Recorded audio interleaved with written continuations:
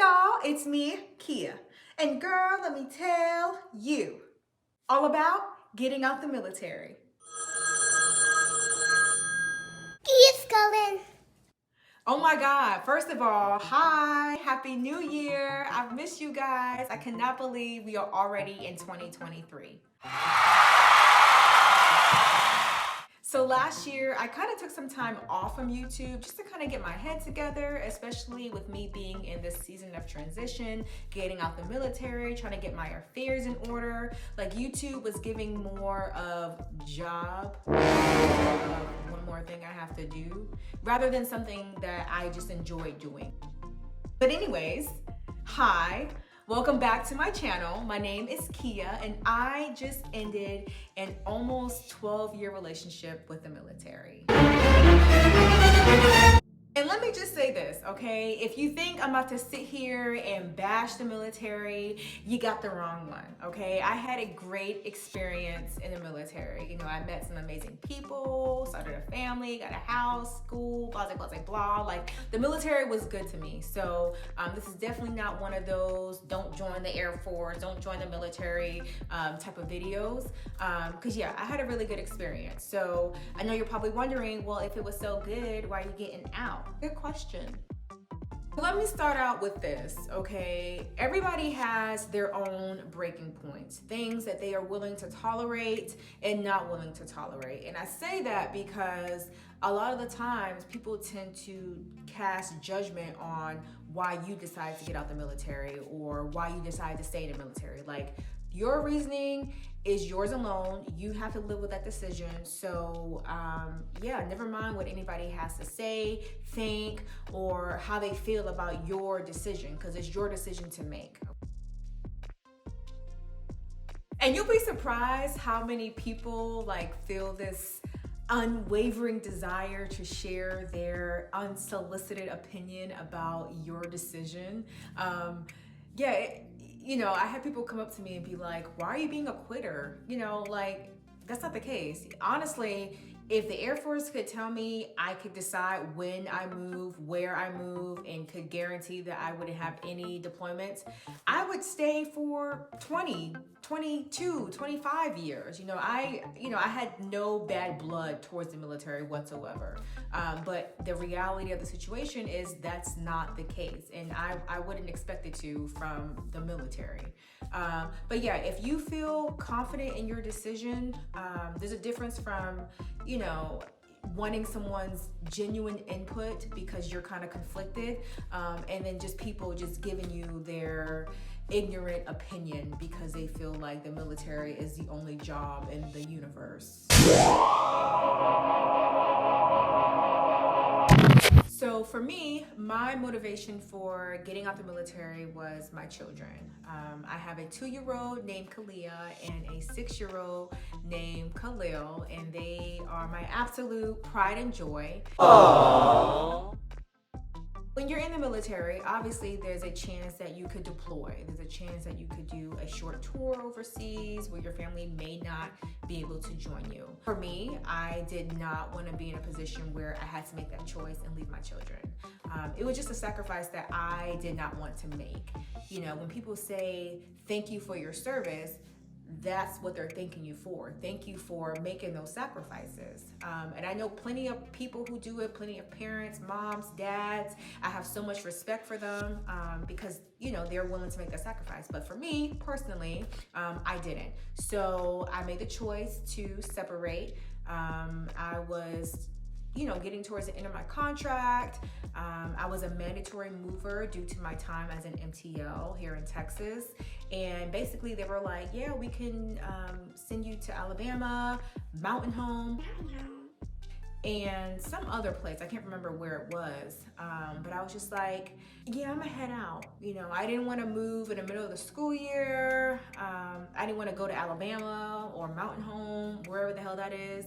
So yeah, I made the decision to separate. I would have been in for 11 years and 11 months. My 12-year anniversary would have been January 25th. So yeah, I'm out here in these civilian streets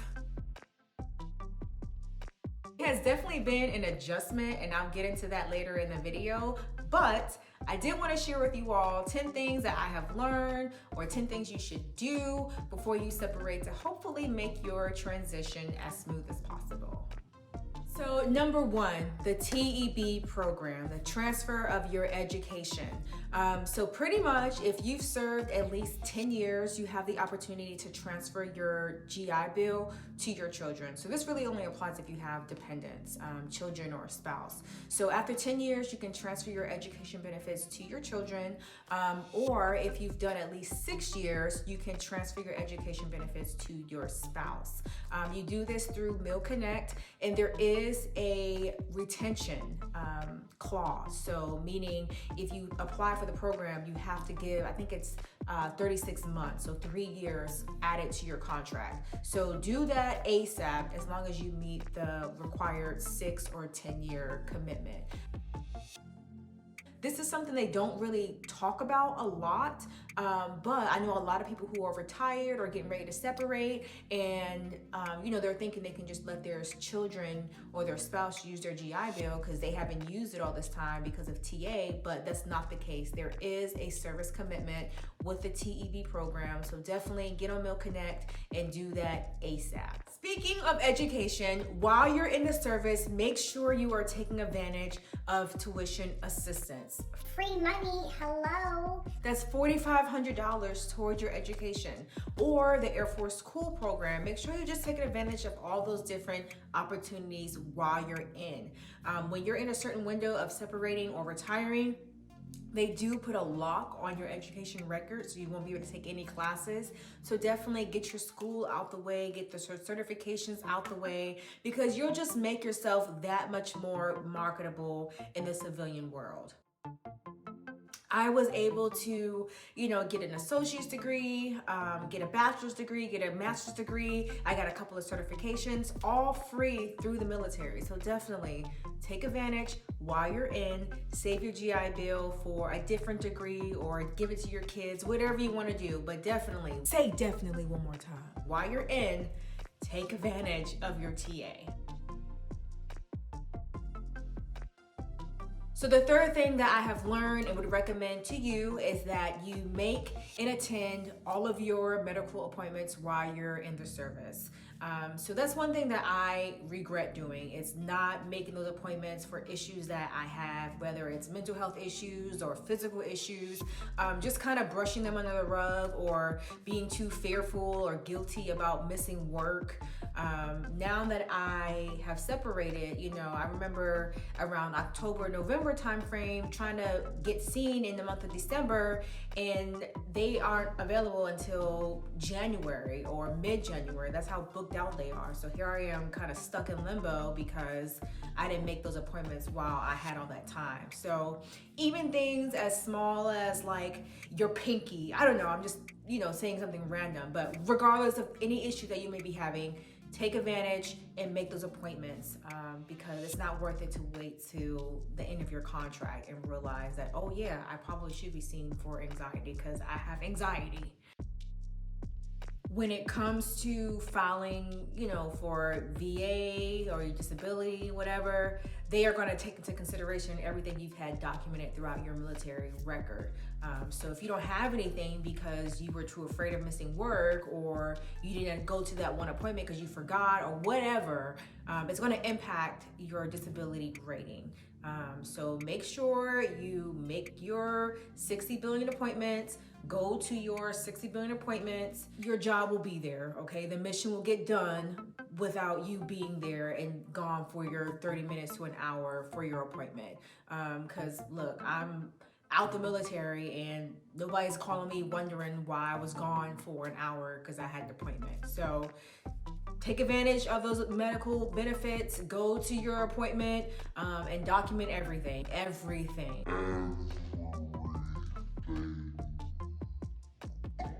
So the fourth thing that I would recommend is that you save your leave. I feel like this is kind of self-explanatory, but you get 2.5 days of leave every month. Save them if you know you're going to be retiring or separating. That way you can use it towards your terminal, which is basically, that leave you get towards the end of your contract. I did, and I was able to sell back 30 days of my leave. So I got an extra money in my check. But my husband, on the other hand, when he got out, he didn't have any leave. So he literally had to work basically up until the end of his contract. Now your unit can work with you. Like if they know you're separating, they know you're retiring, they'll be like, you're out processing. Go ahead and take the week to out process. And it's basically like free leave. But if you have the opportunity to save your leave and just sell it back, that's more money in your pocket. Or you can just take your terminal leave and have 60 days of just chilling. You mean applying for jobs? No, I mean chilling. So the fifth thing that I have learned throughout this whole period of transition, or this whole transition out the military, has been just how important it is to establish a civilian life community. So for someone like me who has pretty much been in the military my whole adult life, majority of my friends are active duty or military related. Like I don't really have a lot of civilian friends. And I think a lot of people who are in the military and have only been in the military can understand that and relate to that. So for me, obviously I'm separated. I did the SkillBridge program, so I was kind of removed from my unit and military life essentially for the past 3 months. So not really having that interaction like I used to, not really having work stuff to talk about with my friends, which is kind of like our bonding and what we had in common, and just kind of not really being affiliated really anymore, can definitely take a toll on your mental health if that's all you've been used to and then drastically it just changes. So for me, it was very important that I kind of established some civilian friends, and I did that mainly through like social media. I met someone at like the park, I met someone at a bus stop. But that was something that was very important to me, especially considering my personality. Like I can be very extroverted at times, so I need that like interaction with people, and going from having that all the time to working from home and not having that at all because all my friends are at work, it was definitely an adjustment. So I'm definitely thankful that I have met some like-minded people and we can get together, for lunch, because they also work from home as well. So we can get together for lunch, or we have a little bit more flexibility with our schedules, so we can meet up throughout the day.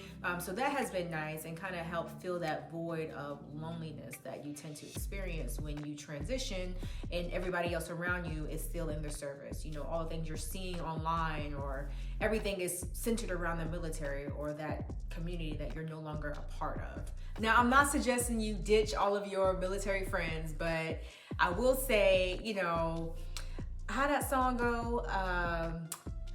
Make new friends, but keep the old. What is silver and the others go? Our circle is round, it has no ends. That's how long I want to be your friend. I don't know why I still remember that song, but... So the sixth thing that I learned during my transitional period was all about the SkillBridge program. So the SkillBridge program gives service members the opportunity to basically come off of active duty for the last 6 months of your contract and work for or actually I shouldn't say work because you're not getting paid, but you're interning at a company that has been approved by SkillBridge. Basically, instead of going to work, you go to your internship and you're still getting paid through the military. You're still getting all of your military benefits. You can still, go to your appointments or whatever, but instead of going into work, you're going to your intern position. So I did this. I didn't do this 6 months. I did it for 3 months, just because of the way things were kind of working in the office. So I did it my last 3 months of active duty service, and it was amazing. My company was remote that I did it through. It was the KYO group, and it was all virtual.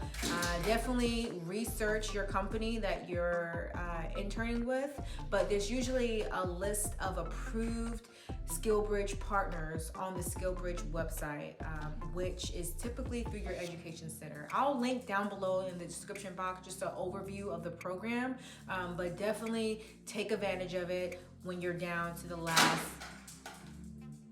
1 second, Raymond, when you're down to your last 6 months of service. So I have my SkillsBridge interview at 10:30. It's in about 10 minutes. So I'm setting up my laptop, and I'm glad I'm setting up early because I just realized my battery's about to die. So I'm getting ready to plug it in and get everything pulled up. Kalia had to stay home. Thankfully, Jabron is home too. So they're getting ready to go for a drive while I sit in on this interview. So yeah, I already have. See, that's why she gotta go, because I ain't about to be like, can you excuse me? So I have my list of questions. You guys know how I am. I'm getting ready to log in and just kind of wait for him to get on. So I'll check in with you guys afterwards, so I can tell you how it went. Bye-bye. Bye-bye. You're not gonna wave bye-bye to me? Bye-bye. You're just rude. Bye-bye. Bye. Bye, honey. Take a minute. Be back at 11. Okay, thank you. Bye, Kalia. Close the door and lock it, please.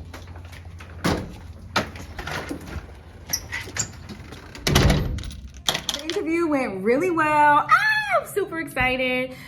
So we pretty much were just having a conversation and just kind of talking about the company. They are based up in Austin. So if you're familiar with the Austin area, you know that it's a very like hippie town, which is right up my alley because I can be a little free spirited. But we're really just kind of talking about the company and talking about, you know, my goals and where I saw myself. I initially went in wanting to do the business development position, but just kind of after talking to him and seeing how he spoke about the operations team, we kind of both realized that I might be a better fit for the operations. So they did bring me on board, so I'm super excited about that. So he told me to look out for more information, and yeah, I'll be joining the operations team with KYO in September. I can't wait. But I am really excited. I just feel like everything's kind of falling into place. So hopefully, you know, everything goes well with the internship and they, you know, want to bring me on board to work for the company. But we'll see. I'm keeping my options open. I was telling him that this is kind of the first time as an adult that I get to kind of choose what I want to do. So it can be kind of intimidating and overwhelming because, you know, for the past 11 years, I've been told what I'm going to do, you know. So it's a sense of like liberation. It's a sense of empowerment, you know, anxiety, but I'm excited. I'm excited to, you know, explore this new chapter in my life, and I'm looking forward to working, you know, as a civilian and just discovering what Takia likes and what is going to bring me joy and what's going to bring me peace and happiness ultimately. So yeah, I'm just excited. I'm really excited. So number 7 is probably the most important, and that deals with your finances and that whole idea of having a plan, right? So, you know, I would recommend making a list of all of your expenses, all of your debt. Be sure to include, you know, childcare, healthcare, all those things that the Air Force kind of, or the military in general kind of covers that you will be responsible for. And write everything out and kind of determine how much money you need to be making every month to match that and make sure that you are maintaining your lifestyle. Or, you know, you may take a look at your finances and realize that you need to make some cuts or some adjustments. Maybe you don't need to be going to brunch every 2 weeks.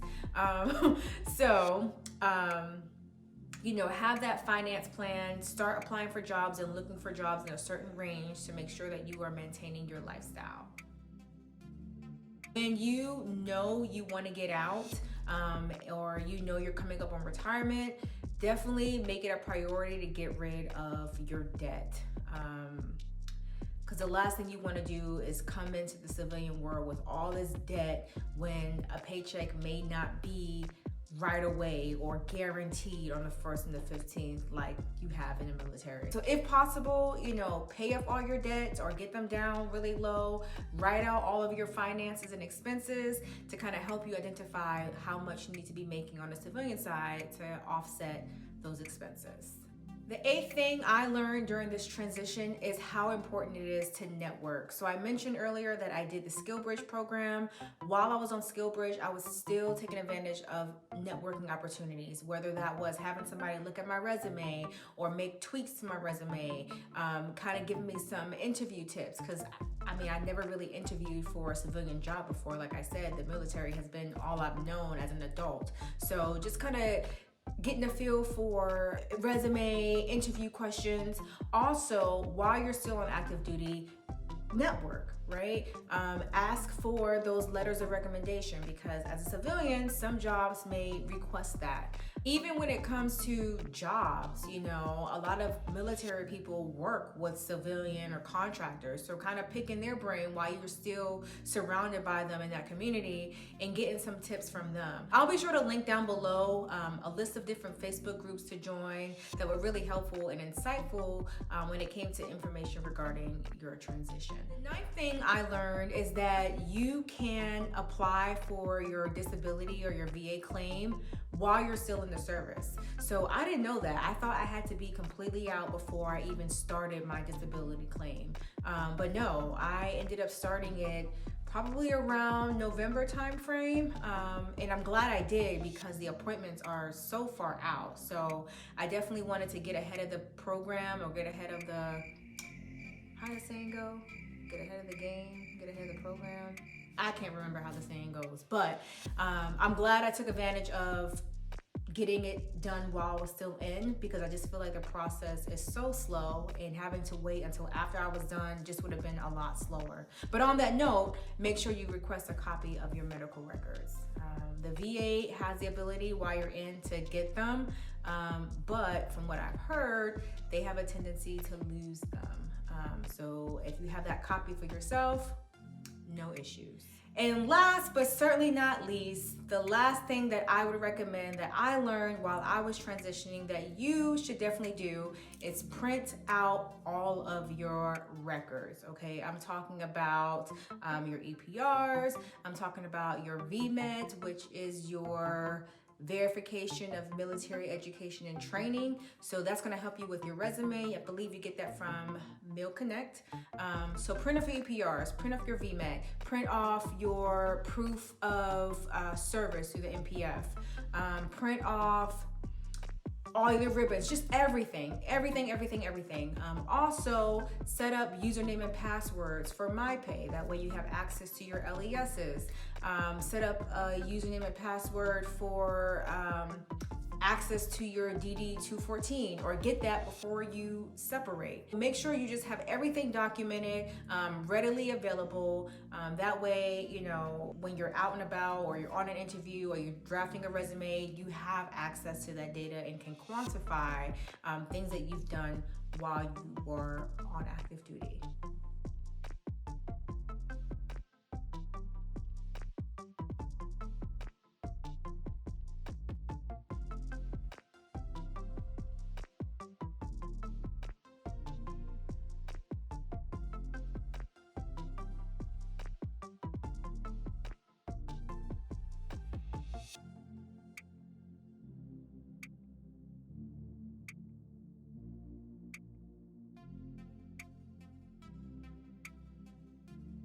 If you guys enjoyed this combo, don't forget to give it a thumbs up.